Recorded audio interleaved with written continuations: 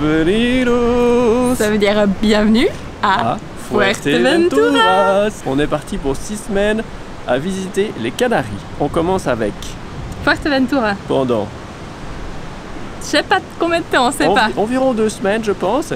Aujourd'hui, c'est notre Premier jour. ouais. Et puis on s'amuse bien, c'est chouette, il fait beau, on a fait du surf et on est content.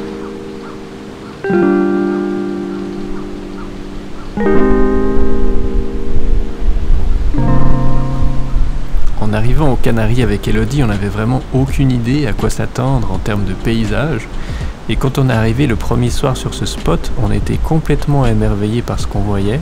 D'un côté, il y avait ces montagnes désertiques complètement arides et vides, et de l'autre, ces falaises qui tombaient à pic dans l'océan avec ce vent de dingue et cette brume marine épaisse.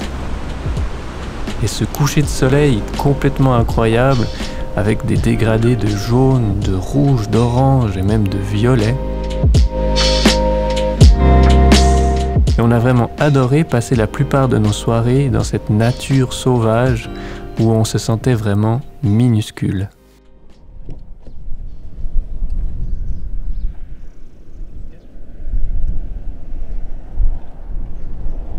Première ascension sur l'île de Fuerteventura. On va pas escalader, mais on va grimper au sommet d'un volcan. C'est un petit trail facile de 1 heure. Et puis ça a l'air assez connu, il y a pas mal de monde, donc bonne petite mise en jambe pour découvrir ces beaux paysages.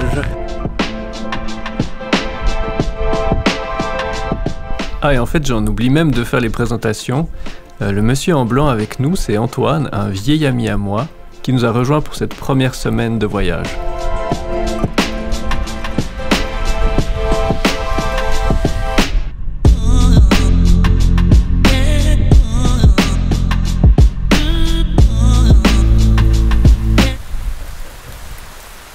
On est arrivé pile au bon moment parce qu'il y a une méga averse qui nous est arrivée sur la gueule et on a juste eu le temps d'aller s'abriter sous les rochers.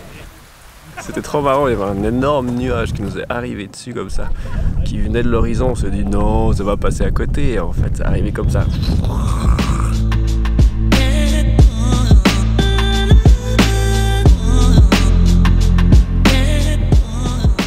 Pour cette première semaine, on visite surtout le nord de l'île.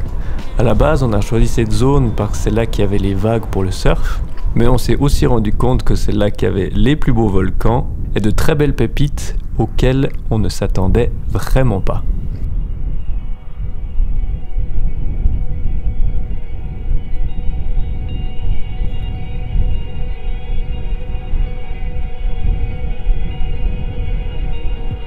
L'une de ces pépites, c'est ce mini désert, ce champ de dunes, qui est posé là, on ne sait pas pourquoi, entre l'océan et les montagnes.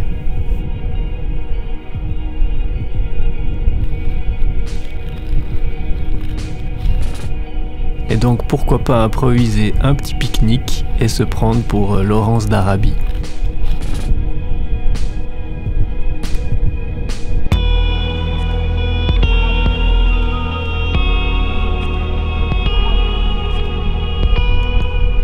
J'ai l'impression justement que dans le vide, il n'y a pas de temps, il n'y a pas de nord, mais rien, il y a juste le désert et toi.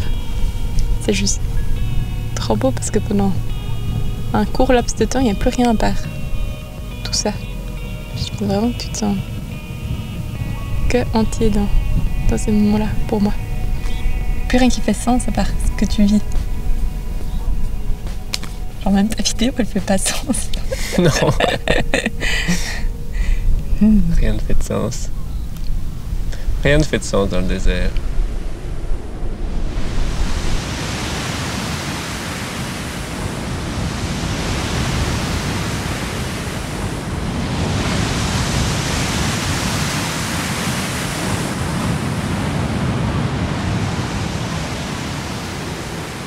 Aujourd'hui, le mot d'ordre est de rechercher des spots de surf. Il semblerait que ce soit la journée de la semaine pour que les spots fonctionnent. Ce qui est cool, c'est qu'on a pris les pistes avec la voiture pour venir jusqu'ici, puis on fait tout un petit tour en 4x4 un peu sur les routes 4x4 sur la côte nord, et puis ça c'est stylé. Ça fait plus de 15 ans qu'on a commencé le surf avec Antoine.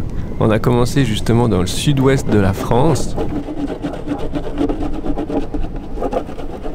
Et ensuite, chaque vacances d'été, on y retournait. On y retournait pendant 6 ou 7 ans de suite. À cette époque-là, c'était vraiment ma passion. Je vivais pour le surf, je pensais surf, je dormais surf. J'étais même parti 6 mois faire que ça. Antoine, lui, s'est expatrié au Portugal, donc il a pu continuer à beaucoup en faire et à entretenir sa passion. Tandis que moi, petit à petit, au fil des ans, j'ai gentiment mis le surf de côté. Et donc, quand je suis arrivé aux Canaries, ça faisait 3-4 ans que j'avais pas remis mes fesses sur une planche de surf. Et ça a été plutôt compliqué.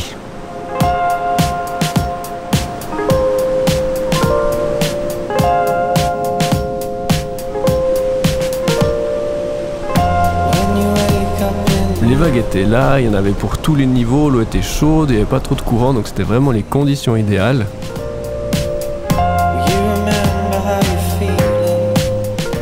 Mais le seul bémol, c'était les gens. Il y en avait tellement. Quand tu arrives en voiture et qu'il y a déjà des bouchons sur la piste, en arrivant sur le spot, tu te dis que ça va être terrible.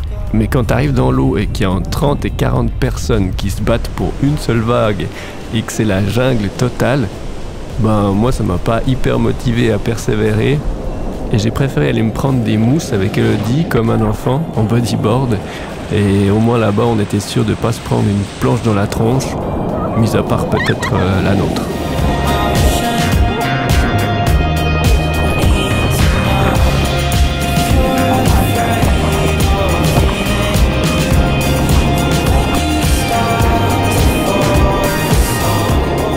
Et c'est comme ça, dans les vagues, que notre première semaine de voyage à Fuerteventura se termine. On est d'ailleurs retourné pour l'occasion une toute dernière fois sur nos falaises favorites pour admirer le coucher de soleil, toujours aussi magnifique sur l'océan.